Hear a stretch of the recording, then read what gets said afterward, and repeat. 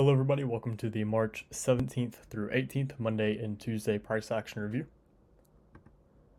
So getting started, we are looking at the S&P, the NASDAQ, and the Dow on the 4-hour time frame. And as you all can see, our analysis played out to a T. So we wanted to see this high get ran on all of the assets, and we wanted to see specifically the NASDAQ deliver first, which is exactly what we got.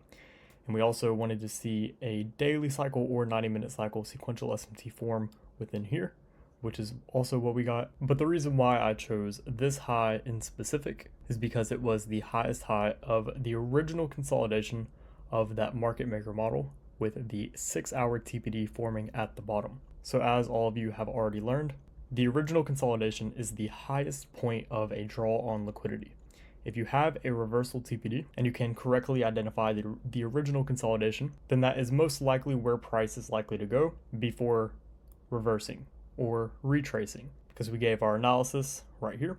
Price retraced a little bit deeper back within the range and then kicked off the expansion, going for this high on all of the assets. Now going a little bit deeper, looking at the 15-minute time frame with the S&P on the left and the NASDAQ on the right, as you all can see, we have that daily cycle sequential SMT that formed and then kicked off an expansion. And once this expansion kicked off, the NASDAQ in specific traded into that high, which is what we wanted to see, and the S&P fell just short of it right here and then retraced back within the range. Now, whenever I see things like this, whenever I see an asset just barely reach a point of interest and then it pulls away from it, I view that as a retracement. And whenever it retraces in specific and forms a lower time frame sequential SMT, as you can see right here on the 90-minute cycles, I view that as price priming to trade and completely blow through that high one more time on the asset that actually traded into that higher time frame point of interest, and for the asset that barely reached into it to blow through that short-term high that was created, as well as the point of interest, especially if one asset is trading inside of a gap while the other asset creates the stop run. But now going back to the 4-hour time frame, once we reached our point of interest or draw on liquidity, which was this high, we formed a 4-hour TPD between the S&P and the NASDAQ. Now, as stated in the previous live stream, I said depending on how we close, once we trade into this high, that will tell us whether or not we will fall back within the range or aggressively continue expanding. So since we formed that TPD, that is indicative of falling back within the range. Now, how do you know to actually trust a TPD? What makes a TPD high probability? Going from the 4-hour chart back to the 1-hour time frame, you can see that this red shaded area is that TPD through the lens of the 1-hour time frame.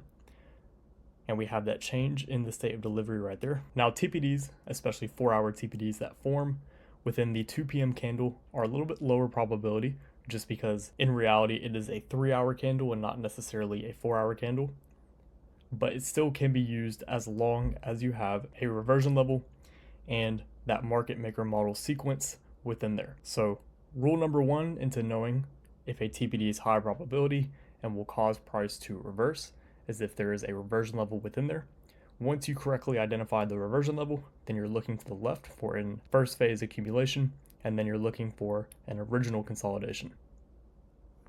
So as you can see on the NASDAQ, again, that original consolidation, price trades higher, trading into that higher time frame point of interest, retraces, with this being the first phase accumulation, price runs higher one more time, running above this high, forms that TPD, this being the reversion level. If you draw that across, price breaks lower, trades higher into that reversion level, breaks lower again, and it's specifically breaking lower to that original consolidation. But something special about this original consolidation is, as you can see, these lows are unsymmetrical. So now you can see how everything comes full circle. And the reason why I'm not reviewing too much within here is, as you already know, Sunday night I said that Tuesday will likely be lackluster and be difficult to navigate. And the reason why it created this run lower is because we tagged that reversion level, with this being the high of the day, and then price expanded, running below these lows. And then once price books these lows right here, being the original consolidation before a TPD reversal, as well as being unsymmetrical, price didn't have any further reasoning for going anywhere else, So they held the market in a tight consolidation, as you can see right here, and that will more than likely be the characteristic until FOMC releases.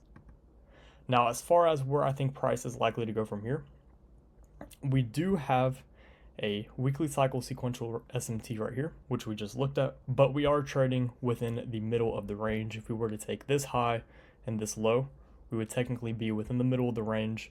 So I consider this low probability, and I don't want to try to play guessing games or try to trade ahead of FOMC, but gun to my head, I believe we could deliver higher just because of this. But then again, FOMC could easily come and just run out these unsymmetrical lows down here. So don't try to trade ahead of FOMC, because it's one of those events that can completely just wipe out any analysis that you have in mind, as well as it being more so a real world kind of news event because it deals with interest rates, and that is a heavy factor in the economy. But with that being said, hopefully you all found this one insightful. I will speak with you all again in tomorrow's live stream. Good luck and good trading.